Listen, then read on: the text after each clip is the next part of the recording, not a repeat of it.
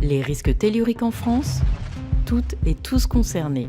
Une série de podcasts réalisés par l'infrastructure de recherche EPOS France. Séismes, tsunamis, éruptions volcaniques et glissements de terrain gigantesques marquent régulièrement la conscience collective. La France est relativement épargnée par les événements majeurs, mais elle a été et reste à la merci de phénomènes telluriques dont les effets peuvent être destructeurs en métropole et outre-mer. Ce podcast donne la parole aux scientifiques qui œuvrent à mieux comprendre ces menaces. Aujourd'hui, nous recevons Jean Le Thor, sismologue à l'Université Toulouse 3.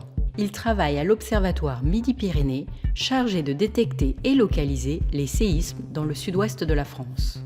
Jean, vous vous intéressez de près à la sismicité des Pyrénées. Pourquoi ? Les Pyrénées, c'est une zone importante à surveiller puisque donc, c'est une des zones les plus actives en France métropolitaine, donc qui est considérée avec un aléa moyen à modéré sur les cartes du zonage sismique de la France. Donc on sait qu'il y a eu par le passé des séismes majeurs, donc des séismes de magnitude jusqu'à 6, notamment le séisme de Bagnères de Bigorre en 1160, ou plus récemment le séisme d'Arets qui avait détruit complètement le village en 1967. Donc on sait qu'il y a déjà eu des séismes de cette magnitude-là, il pourrait y en avoir à nouveau. Donc c'est important d'étudier précisément cette zone et le risque qui y est associé. Quels outils, quels moyens mettez-vous en œuvre sur le terrain pour étudier l'activité sismique ? Pour pouvoir détecter et étudier cette sismicité, on a besoin d'un réseau de surveillance. Donc c'est un réseau qui a commencé à être développé dans les années 90, au début localement à l'Observatoire Midi-Pyrénées, et puis grâce à Résif, puis ensuite maintenant EPOS France, ce réseau s'est encore densifié. Et puis maintenant, on a un réseau permanent d'une cinquantaine de stations qui couvrent l'ensemble de la chaîne des Pyrénées, qui est maintenu, qui transmet les données des stations en temps réel.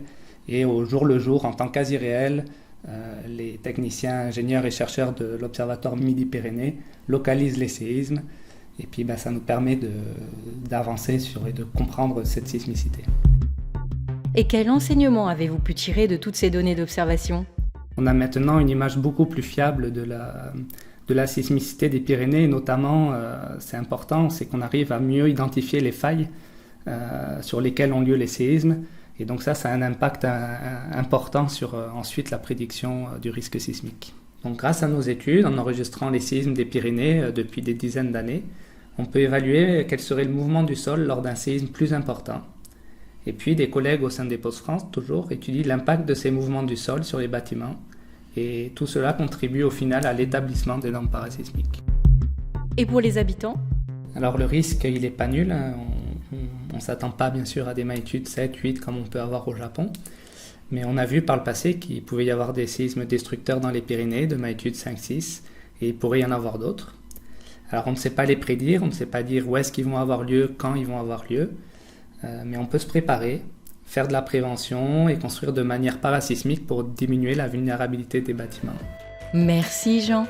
Quant à vous, chers auditeurs, rendez-vous sur notre site web observateur.fr pour d'autres épisodes de notre série consacrée aux risques telluriques en France.